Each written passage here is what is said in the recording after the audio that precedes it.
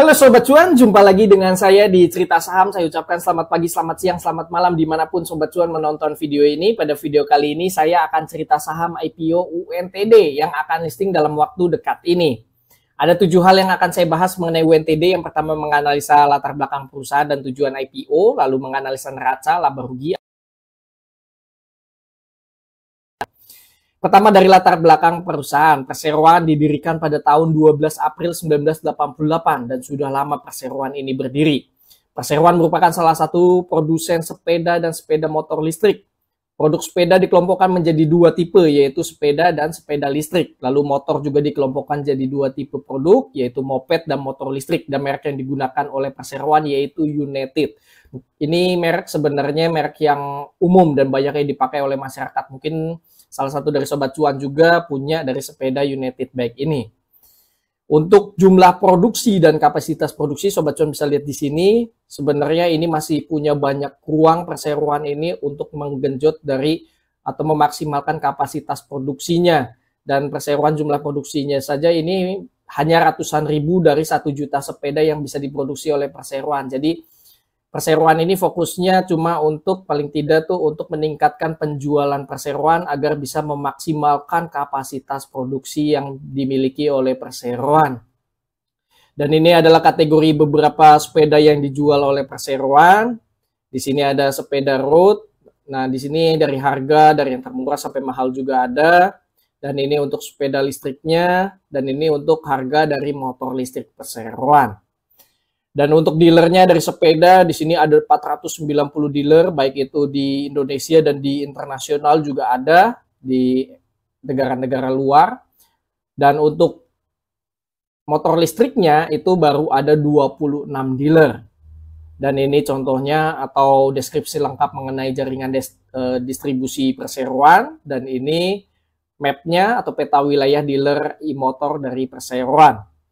Lalu untuk segmentasi pendapatan yang didapatkan oleh perseroan ini ada 4. Pertama dari adanya penjualan sepeda, lalu sepeda listrik, lalu motor listrik, dan yang terakhir ialah suku cadang. Memang kalau dilihat dari secara pendapatan ini terbesar dari penjualan sepeda. Untuk rincian penjualannya memang sebagian besar ini masih ke pihak afiliasi. Mungkin untuk lebih detailnya jelasnya nanti saya akan bahas di bagian laporan laba rugi perseroan. Lalu untuk market leadernya ini perseroan masih kalah dengan merek Polygon untuk penjualan sepeda. Lalu dari penjualan motor listrik pun perseroan ini masih kalah dengan Gesit, Sliss, dan juga Volta. Memang sebagian besar untuk sepeda motor listrik ini sudah listing di Bursa Efek kita. Lalu untuk prospek kedepannya memang perseroan ini masih punya prospek yang bagus, masih punya ruang untuk bertumbuh karena kemungkinan besar ke depannya itu penjualannya akan makin meningkat untuk penjualan sepeda motor listrik, baik itu sepeda listrik dan juga motor listrik. Dan berikut ini adalah visi misi perseroan dan ini adalah rekam jejak perseroan. Sampai dengan saat ini perseroan memiliki 444 karyawan. Selanjutnya mengenai rencana IPO UNTD, jumlah saham yang ditawarkan ada 1,6 miliar lembar saham, tidak ada waran, dan publik memegang 25%, harga penawaran dari harga 170 sampai dengan 240, harga arahnya apabila di harga 170, maka arahnya di harga 228 atau naik 34,1%. Apabila di harga 240, maka harga arahnya di harga 300 atau naik 25%. Untuk harga RB-nya apabila di 170 maka RB-nya di harga 111 atau minus 34,7%. Apabila di 240 maka RB-nya di harga 180 atau minus 25%. Untuk perolehan dana IPO, perseroan bisa mendapatkan dana segar sampai dengan 400 miliar rupiah. Masa book building 11 sampai dengan 22 Januari, masa offeringnya direncanakan tanggal 1 sampai dengan 5 Februari, dan listingnya direncanakan pada tanggal 10 Februari. Dan perseroan akan masuk dalam papan utama underwriter-nya BRI Sekuritas dan Mirai Sekuritas. Untuk rencana penggunaan dana IPO ini sebagian besar dananya digunakan untuk modal kerja perseroan, bukan untuk belanja modal atau ekspansi. Jadi 400 miliar rupiah ini digunakan untuk modal kerja. Dan berikut ini adalah struktur pemegang saham perseroan, dan perseroan ini sebagian besar dimiliki oleh keluarga Mulyadi. Jadi ini perseroan perusahaan keluarga. Lalu untuk bagian kepemilikannya, sobat perusahaan yang sudah listing juga, yaitu dengan kode saham BIKE, BIKE. Dan perseroan ini juga merupakan pihak afiliasi, sama-sama satu pemegang saham, yaitu dari keluarga Bapak Mulyadi. Sama seperti BRAND dan juga BRPT, sama-sama satu pemegang saham. Lalu untuk lock-up period, jadi hanya ketiga pemegang saham saja yang ada lock-up period, dan pemegang saham lainnya yaitu Bapak Tan dan juga Bapak Tan Erik Raharjo ini tidak ada lock-up period. Dan berikut ini adalah profil dari komisarisnya, dari Dewan Komisaris. Selanjutnya ini dari profil Dewan Direksi Perseroan. Selanjutnya kita ke bagian neraca perseroan. Pertama dari total aset perseroan, di sini adanya kenaikan yang signifikan. Di tahun 2020 599 miliar rupiah, lalu naik 745 miliar rupiah, lalu per Juli 2023 ini sampai 832 miliar rupiah. Memang kenaikan total aset ini disumbang dari kenaikan piutang usaha pihak berelasi dari yang tadi 25 miliar rupiah jadi 249 miliar rupiah, dan untuk tersediaannya di sini cenderung tetap 396 miliar rupiah, dan kas dan banknya di sini ada 11,3 miliar rupiah. Lalu di ini adalah kas dan bank perseroan. Lalu untuk persediaannya di sini terdiri dari suku cadang dan juga sepeda yang sudah diproduksi oleh perseroan. Untuk piutang usaha perseroan total ada 260 miliar rupiah. Lalu piutang usaha pihak berelasi ini ada 249 miliar rupiah. Artinya piutang usaha pihak berelasi ini menyumbang 95% dari total piutang usaha perseroan.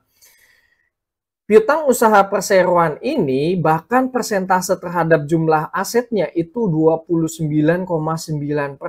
Semoga saja piutang usaha pihak berelasi ini bisa dicairkan dan segera jadi cash, tidak numpuk di piutang-piutang pihak berelasi ini. Dan terbesar ini ada di PT Sepeda Bersama Indonesia dengan kode BIKE. Lalu kenapa adanya kenaikan dari piutang usaha? Karena penjualannya itu terbesar itu ke pihak berelasi. Bahkan per tahun 2023 ini penjualannya 91,5% itu ke pihak berelasi. Selanjutnya dari sisi liabilitas perseroan, memang kalau dilihat dari sisi liabilitas di sini tiap tahun adanya peningkatan, cuma kenaikan dari sisi liabilitas ini tidak lebih tinggi daripada kenaikan aset perseroan. Terlihat di tahun 2020 ada 478 miliar, lalu naik 583 miliar, lalu per Juli 2023 di sini liabilitas perseroan 617 miliar rupiah. Dan penyumbang terbesar liabilitas perseroan itu dari utang bank jangka pendek sampai 400 miliar rupiah dan utang bank jangka panjang ini 61 miliar rupiah. Dan ini adalah rincian dari utang bank perseroan terbesar dari Bank BCA, lalu kedua ada Bank OCBC NISP. Dan ini adalah penjelasan lebih detailnya mengenai jatuh temponya, lalu yang sudah dibayarkan, Sobat Cuan bisa lihat di sini di Bank BCA, dan ini ada dari Bank OCBC NISP. Lalu untuk ekuitas perseroan di sini memang ada kenaikan modal saham dari yang tadi 1 miliar jadi 125 miliar rupiah. Untungnya kenaikan ekuitas dari modal saham ini bukan dari setoran modal, tapi adanya konversi dari saldo laba dari yang tadi 161 miliar dikonversi jadi modal saham, makanya meningkat jadi 125 miliar rupiah, dan saldo labanya itu menurun jadi 42,2 miliar rupiah. Maka dari itu untuk ekuitasnya di sini juga mengalami kenaikan tiap tahun, dan bagusnya ialah kenaikan ekuitasnya ini bukan karena adanya setoran modal atau suntikan modal dari pemegang saham, tapi benar-benar real dari laba usaha perseroan. Lalu ini adalah penjelasan detail mengenai konversi dari saldo laba jadi dividen saham, lalu perseroan juga adanya pembagian dividen tunai sebesar 36 miliar rupiah pada tahun 2022. Lalu untuk kebijakan dividennya nanti di masa yang akan datang, perseroan sebanyak-banyaknya mengambil 30% dari laba bersih perseroan, dan akan dimulai nanti memberikan dividen di tahun 2025 karena mengambil tahun buku 2024. Selanjutnya saya akan menganalisa laba rugi perseroan. Pertama dari sisi pendapatan, memang sayangnya ini dari tahun 2020 ke 2022 mengalami penurunan. Dari yang tadi 646 miliar turun jadi 502 miliar, 419 miliar, namun mulai adanya recovery. Dan per Juli 2023 perseroan meraih pendapatan 479 miliar rupiah.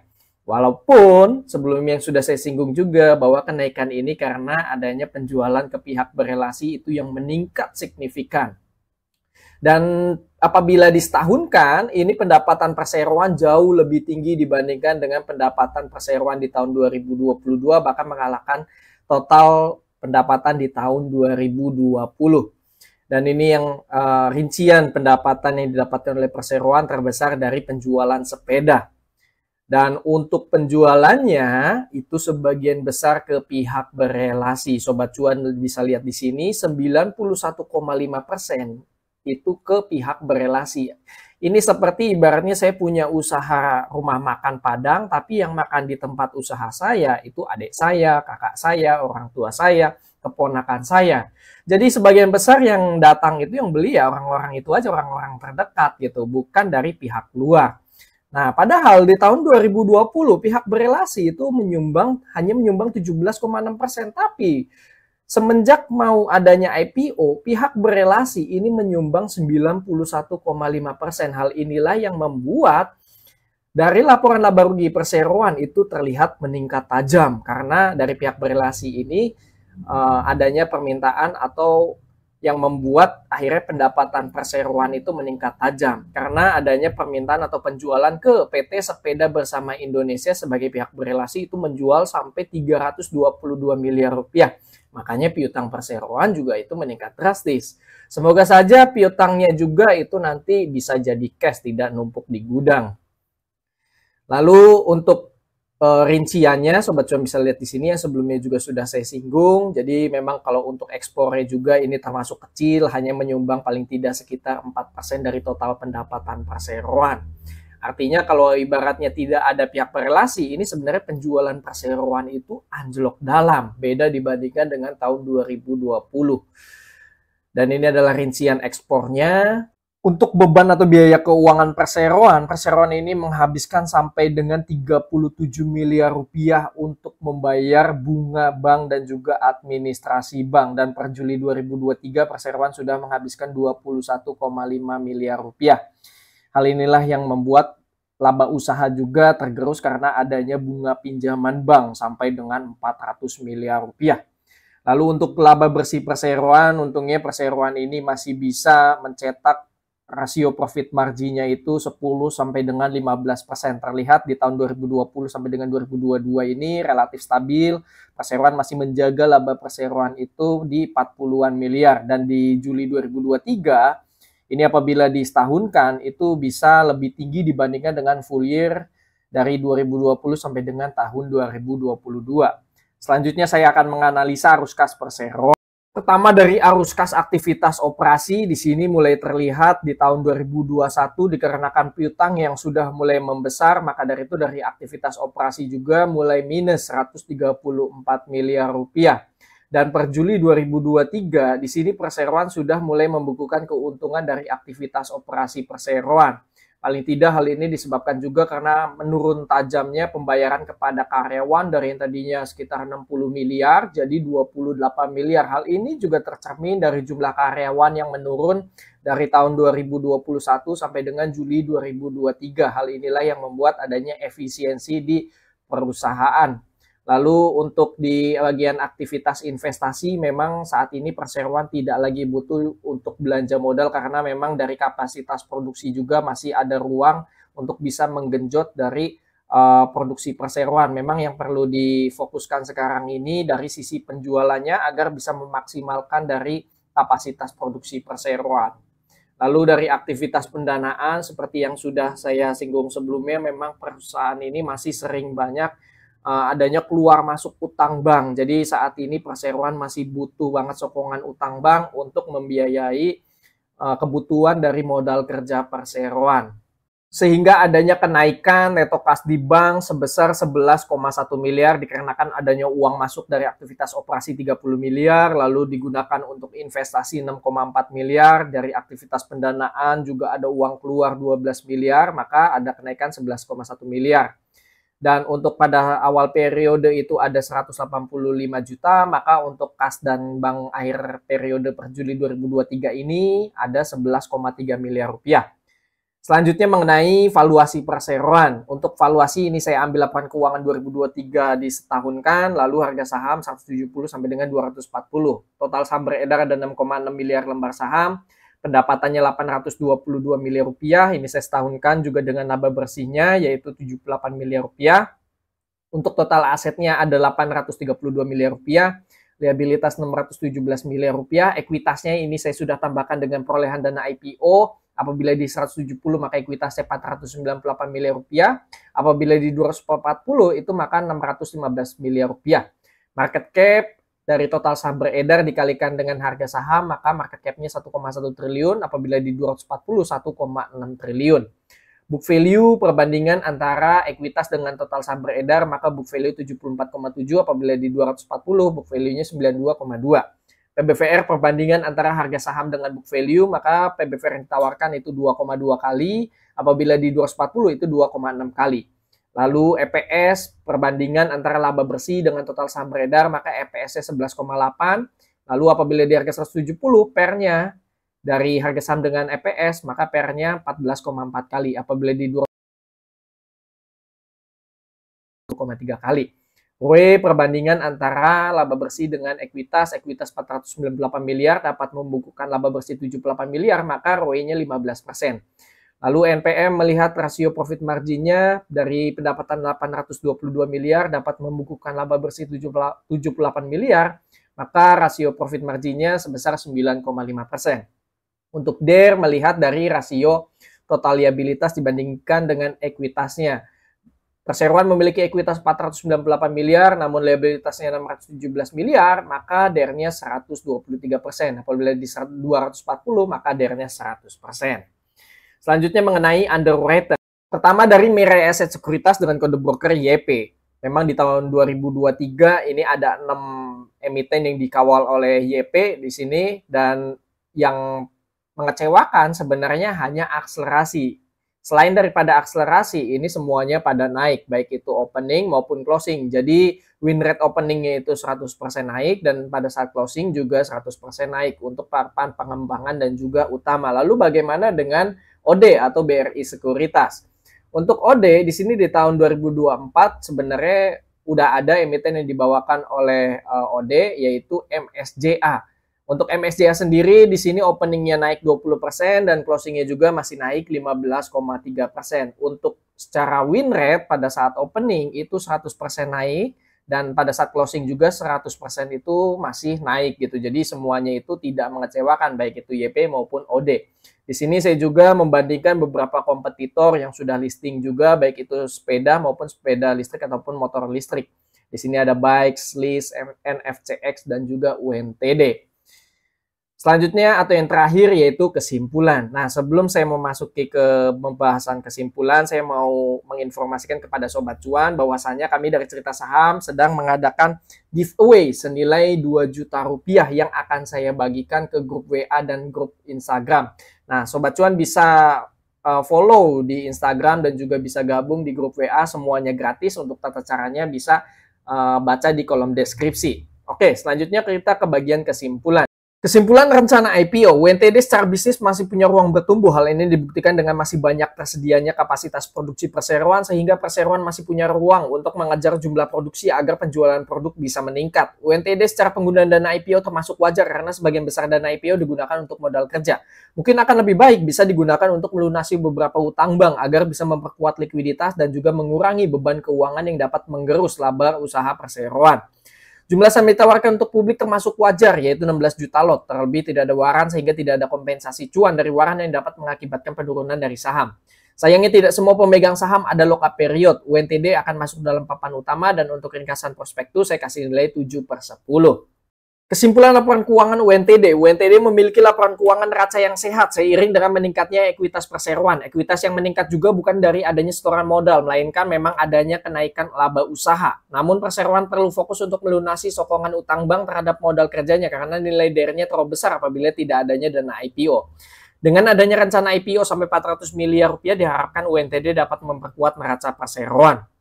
Untuk laba rugi, UNTD mampu menumbuhkan pendapatannya di tahun 2023 yang sebelumnya selalu menurun dari tahun 2020. Namun pendapatan tersebut sayangnya disumbang dari penjualan ke pihak berelasi sampai dengan 91%, dan untuk laba perseroan masih cenderung stagnan.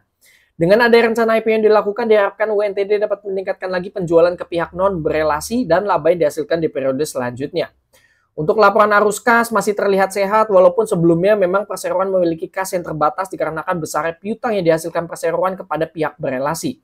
Semoga saja piutang tersebut bisa jadi cash dan tidak mengendap lama agar perseroan masih memiliki ruang untuk memenuhi kebutuhan modal kerjanya yang sebelumnya harus didukung dari sokongan utang bank. Oleh karena itu, alasan perseroan IPO ialah untuk modal kerja, karena tidak memungkinkan lagi perseroan untuk melakukan kredit pinjaman.